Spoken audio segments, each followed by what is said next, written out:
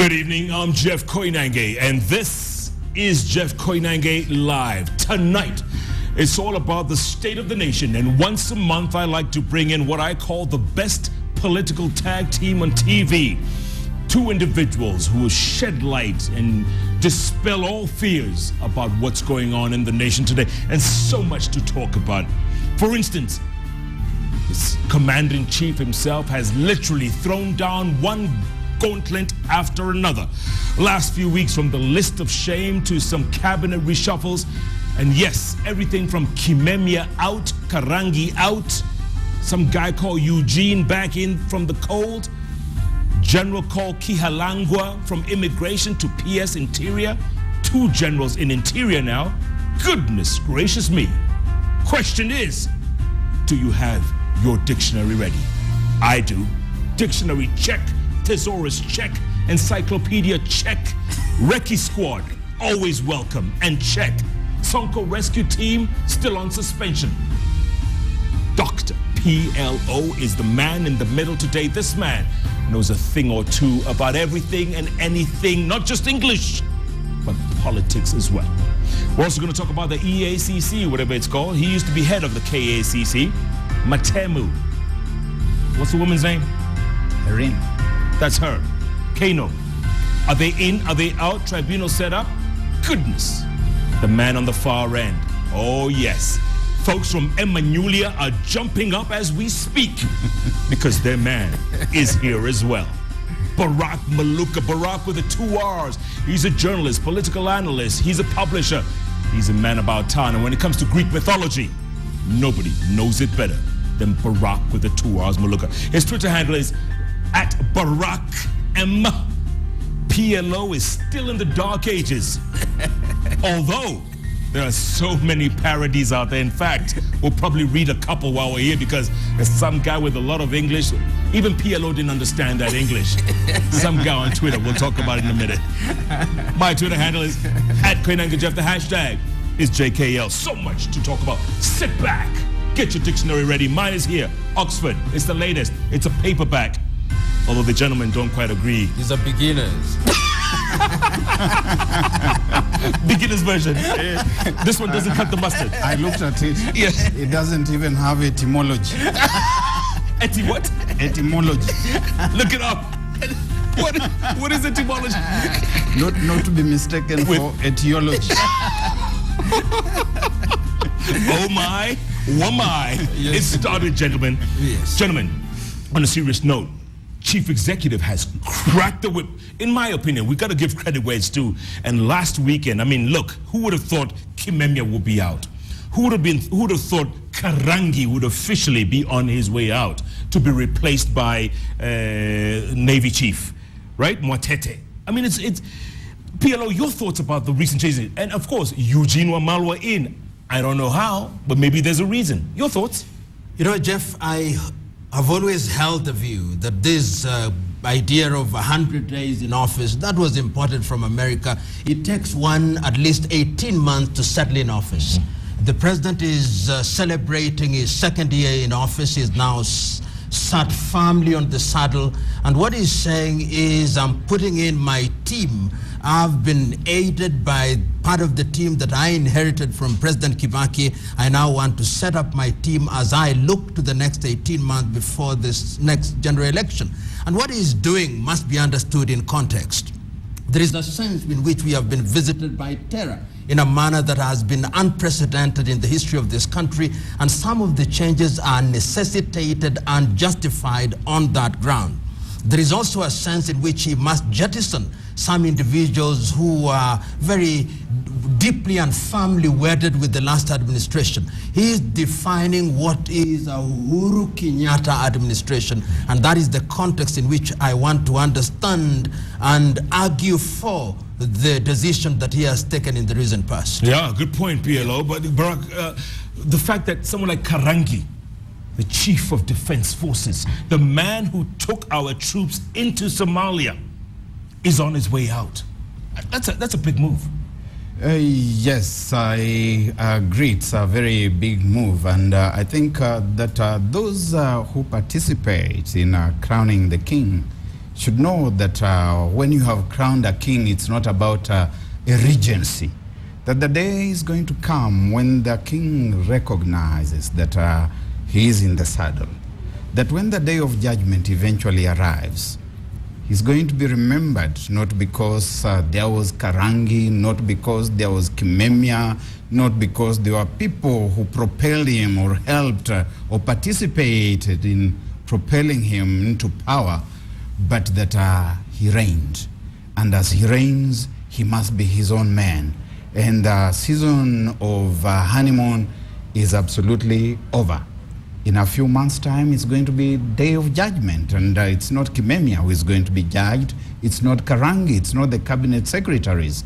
And I do think that in a very significant way, we are going to see many more changes in the coming days. Yeah. But Jeff, I think General Karangi's imminent departure must be understood in the context of what I referred to as the Tonje rules.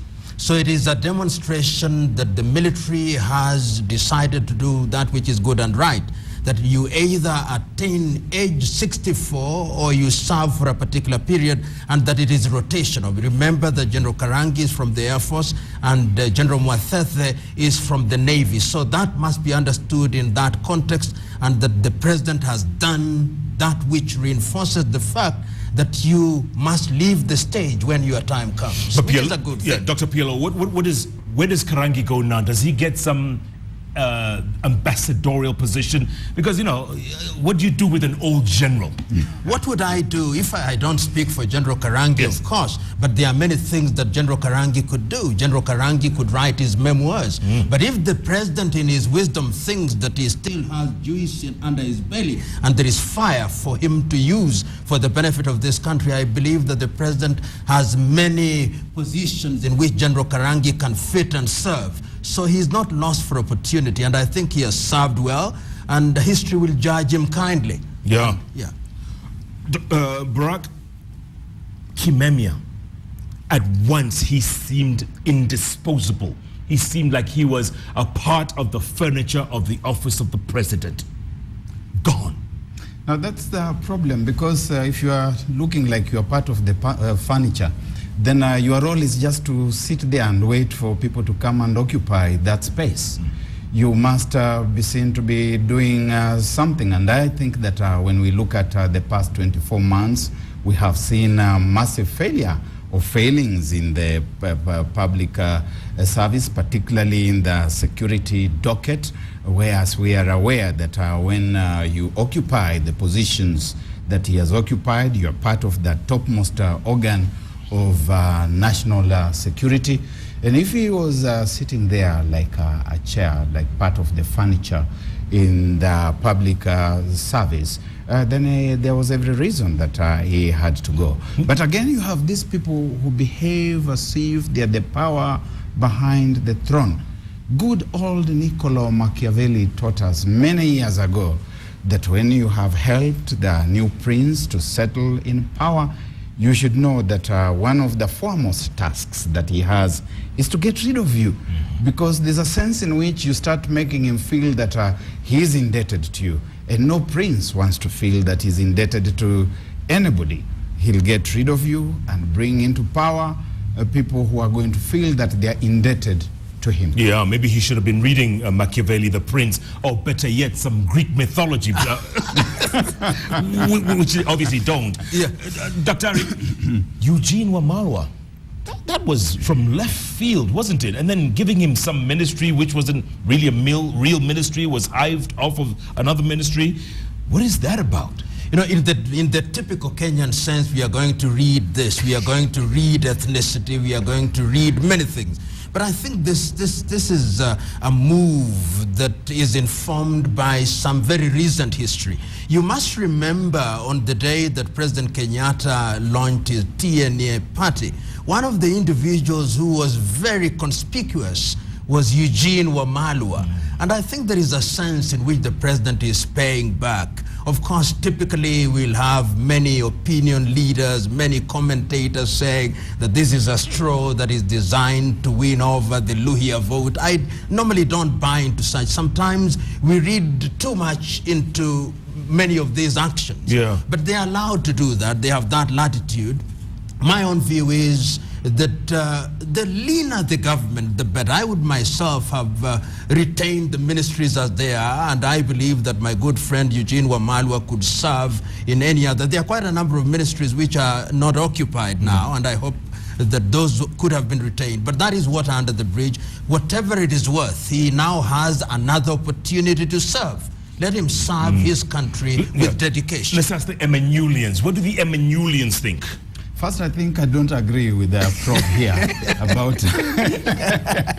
the interpreters. Yeah. I don't think that this is something that He's should one be of them. viewed through neutral prisms. Right. That he is a head of state who has seen that there's a role for this gentleman to play, and therefore I'm bringing Rewarding, to him yes. that the environment docket has suddenly become very big, and you need to hive off the water function and appoint a cabinet secretary for that.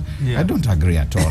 I think what's happening here is that there's been this talk about the face of Kenya, that we want to see a government that represents the face of Kenya. And when you are doing that, when you are the head of state, you look for people who are your cronies. And yes, Eugene Wamalwa has been close enough to the head of state, maybe not a bosom friend, but close enough ally, crony, and therefore one who could be given that opportunity in the hope that the Emmanuelians will look at him and they will say, yes, behold one of us. Yeah. And therefore we can start endearing ourselves to the Jubilee administration. The tragedy in this, because there's a tragedy, Indeed. is that the Abaluya people do not follow their leaders. The Abaluya leaders follow the Abaluya people.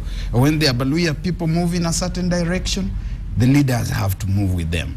The people are like the tide, they are the current. The leaders are the river. They flow the way the people want them to flow. If you don't flow the way they want to flow, they leave you there, stranded, high and dry.